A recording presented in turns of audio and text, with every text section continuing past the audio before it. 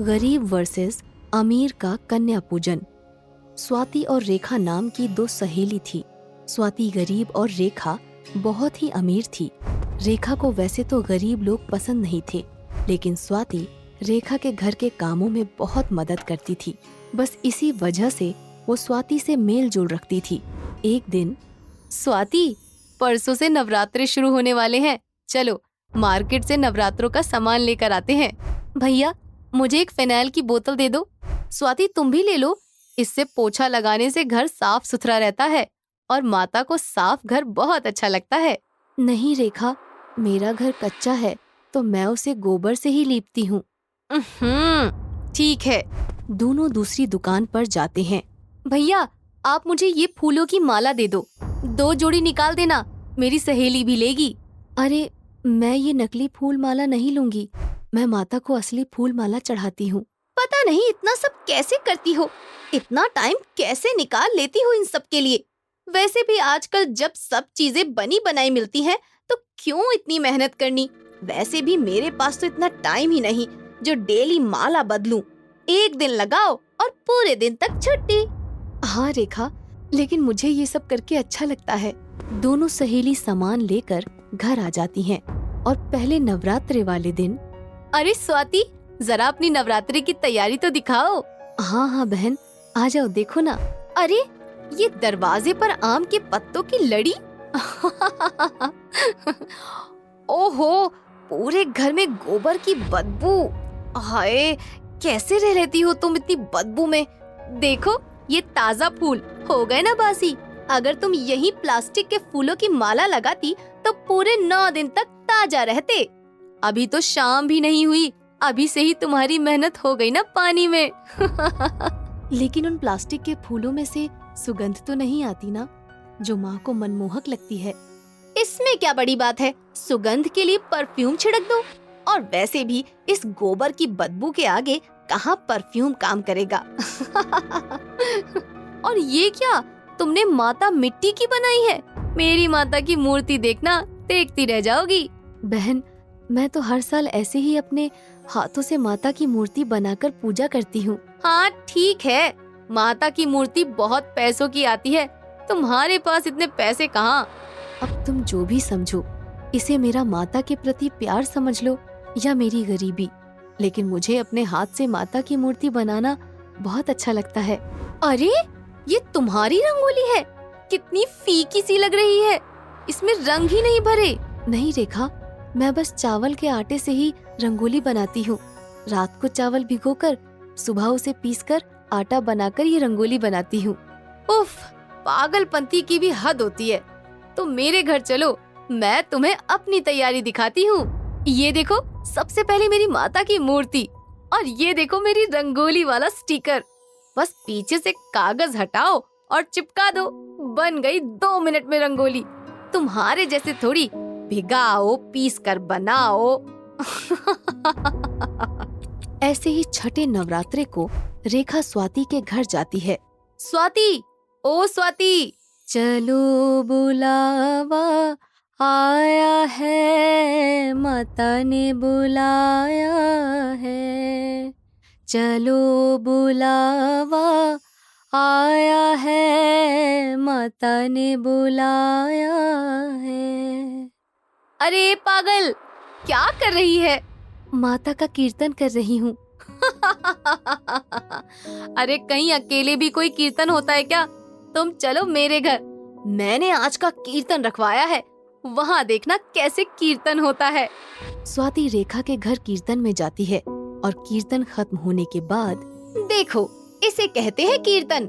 कीर्तन में बहुत पैसे लगते हैं, मंडली बुलानी पड़ती है जो माता के अच्छे अच्छे भजन गाती हैं और उसके बदले में वो पैसे लेती हैं, और बहुत सारे लोग कीर्तन में आते हैं।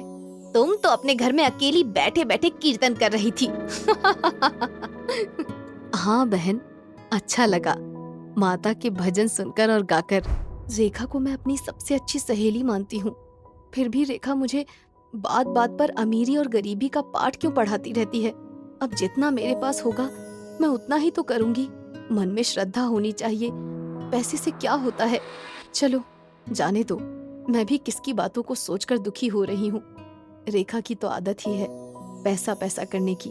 मैं तो अपनी दुर्गा माँ की पूजा में लगती हूँ और स्वाति अपनी दुर्गा माँ की शाम की पूजा में लग जाती है। ऐसे ही 9 दिन बीत जाते हैं और कन्या पूजन का दिन आता है। रेखा और स्वाति दोनों ही कन्या पूजन करती हैं। तभी वहाँ पर एक साधु बाबा आ जाते हैं। आओ बाबा आओ, आप सही समय पर आए हो। ये लो, मैं कन्या पूजन कर रही थी तो आप भी ये माता का प्रसाद ले लो। और ऐसा बोलकर रेखा उनके और कन्याओं के हाथ में चॉकलेट, पेस्ट्री और बिस्किट के पैकेट रख देती है। वो सब लेकर बाबा चुपचाप वहाँ से चले जाते हैं। रेखा के घर से निकलकर साधु बाबा स्वाति के घर की तरफ बढ़ते हैं। अरे वाह, क्या मनमोहक पकवानों की सुगंध आ रही है। हरिओम, जय भोले शंकर की, जय माता दी। बाबा, अच्छा हुआ आज आप मेरे घर पधारे हैं। आज कन्या पूजन है, आप भी माता का प्रसाद खाकर जाना। आओ बाबा, अंदर आओ। नहीं बेटी, आज सुबह से काफी जगह भोजन ग्रहण कर लिया, अब भूख नहीं है।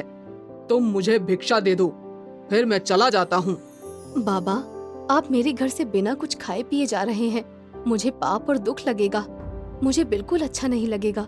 आपको प्रसाद तो खाना ही पड़ेगा, चाहे थोड़ा ही खाकर जाना। ठीक है बेटी, तुम इतना ही जिद कर रही हो, लाओ दे दो प्रसाद। मैं प्रसाद ग्रहण कर लेता हूँ।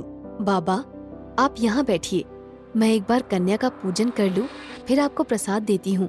हाँ बेटी, तुम आराम से कन्या पूजन करो। आओ बच्चों, मैं तुम्हारे पैर धो दूं। आओ बेटियों, तुम सब इन आसन पर बैठ जाओ। ये लो, माता रानी का तिलक है।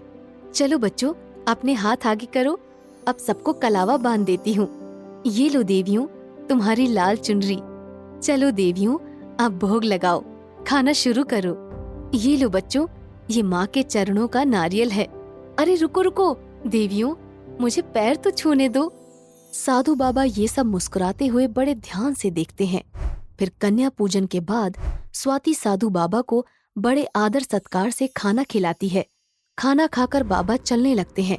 तभी रेखा वहाँ आ जाती है और साधु बाबा चलते चलते स्वाति को बोलते हैं, खुश रहो बेटी, ऐसे ही मन लगाकर माता की पूजा करना। माता रानी तुम्हारी पूजा से अवश्य प्रसन्न होंगी।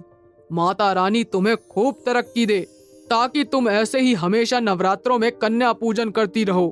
अरे बाबा, ये क्या बात हुई? मैंने भी तो कन्या पूजन किया था, मुझे तो आपने ऐसा आशीर्वाद नहीं दिया। बेटी, तुम बुरा मत मानना, इतना पैसा होने के बाद भी तुमने अपने घर में कुछ नहीं बनाया। बिना मेहनत के ही बाजार से बना बनाया लाकर कन्याओं को वो खाने का सामान पकड़ाया और उन्हें खड़े खड़े ही वापस भेज दिया। पता नहीं वो सब कैसे हाथों से बना था, पता नहीं उसमें क्या क्या डाला गया था और क्या नहीं डाला गया। मुझे ये सब अच्छा नहीं लगा और इसीलिए मैं तुम्हें झूठा आशीर्वाद नहीं दे सकता था। और अगर तुम्हें सच बोलता तो क्या पता तुम्हें क्रोध आ जाता, इसलिए मैं वहां से चुपचाप चला गया।